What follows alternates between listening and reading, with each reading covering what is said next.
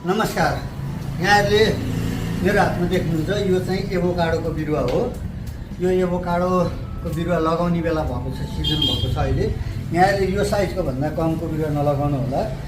Avocado यो कुन जात भन्ने कुरा आउन सक्छ। यो चाहिँ हाइट्स भन्ने जात हो। यो ठुलो दाना फल्ने, धेरै फल्ने जात हो र यो यहाँहरूले रोपेको 2-3 वर्ष पछाडि मलजल पुगेको खण्डमा 2-3 वर्ष पछाडि नै फल्छ।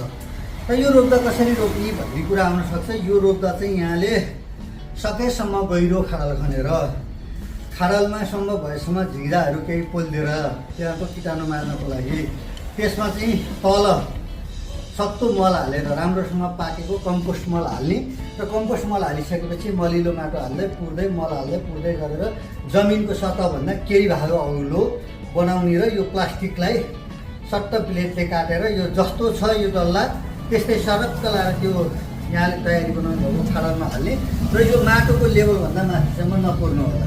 यो माटोको लेभलभन्दा माथि पुर्नु भयो भने बिरुवा राम्रोसँग आउँदैन। त्यसो भएको हुनाले यहाँले लगाउने एभोकाडो जातको बिरुवा यो साइजको बिरुवा लगाउनु पर्ने हुन्छ। यो साइजको बिरुवा लगाउनु होला।